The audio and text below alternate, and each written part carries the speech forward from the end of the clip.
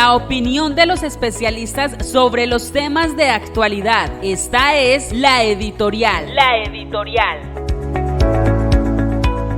Muchos eran los retos que tenía y tiene el Ministerio del Trabajo en el gobierno Petro. El principal, hacer realidad el programa de gobierno que en su capítulo laboral se denominó Pacto por el Trabajo. Un capítulo que pone en los hombros del Ministerio del Trabajo grandes expectativas, que garantiza el derecho fundamental al trabajo digno, decente y seguro, incluyendo a las y los trabajadores de las economías populares, rurales y del cuidado, a los trabajadores asalariados formales, a los trabajadores contratados mediante órdenes de prestación de servicios y demás formas temporales. Un Ministerio del Trabajo que fomente el diálogo social efectivo y vinculante, pero que al mismo tiempo haga cumplir la norma, vigile y haga inspección. A 100 días del gobierno Petro, ¿el Ministerio del Trabajo ha cumplido con esta promesa consagrada en el programa de gobierno? Responderemos a esta pregunta en la editorial de hoy, a cargo de Carlos Julio Díaz Lotero, director de la Escuela Nacional Sindical.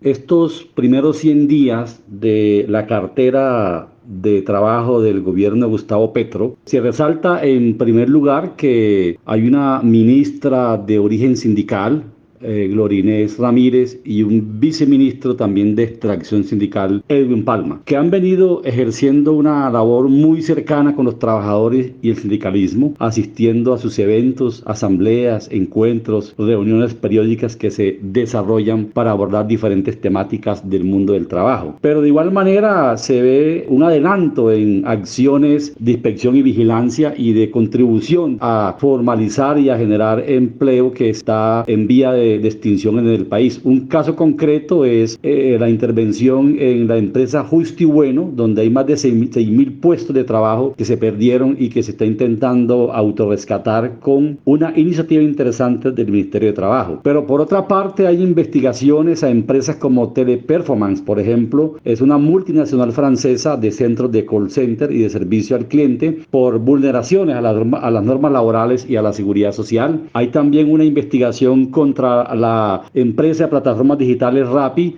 por negarse a negociar pliego de peticiones con el sindicato de plataformas digitales Unidad. También hay una investigación contra la DIMAYOR por negarse a negociar con la Asociación Colombiana de Futbolistas Profesionales, ACOLFUTPRO, y se han adelantado muchos acuerdos de formalización laboral. Recientemente se dio uno en Colombina, donde 700 jóvenes pasan de empleo precario a empleo formal, y obviamente lo fundamental ha sido la promoción de la cultura del diálogo social para tramitar las agendas que en el mundo del trabajo y en materia laboral requiere el país. Una de ellas es la que se da todos los años, la Comisión de Concertación del Salario Mínimo, pero se han instalado 4 subcomisiones para adelantar el tema del Estatuto del Trabajo, los temas de empleo, empleabilidad, la reforma pensional y los decretos reglamentarios y la agenda legislativa, todos los temas que se presentaron en la Conferencia Nacional del Trabajo el pasado 8 de septiembre. Hay que señalar que la propuesta de reforma pensional que se presentó fue la que prometió el gobierno de Gustavo Petro en campaña, donde se va a discutir la propuesta que se basa en 3 pilares. Recordamos que hay un pilar solidario con una renta básica correspondiente a medio salario mínimo legal vigente y que cobijará a las personas que no alcanzan a obtener una pensión. El segundo pilar es el contributivo para las personas que devengan hasta 4 salarios mínimos y harán sus aportes obligatorios al régimen de prima media administrado por Colpensiones, y el tercer pilar para personas que tienen ingresos por encima de los 4 salarios mínimos que hacen aportes adicionales al régimen de ahorro individual de las administradoras de fondos de pensiones y cesantías. Pero también se va a instalar, digamos, la subcomisión donde se va a discutir todo el tema del Estatuto del Trabajo, especialmente los decretos y la agenda legislativa, y hay un cronograma que se ha propuesto para que el próximo año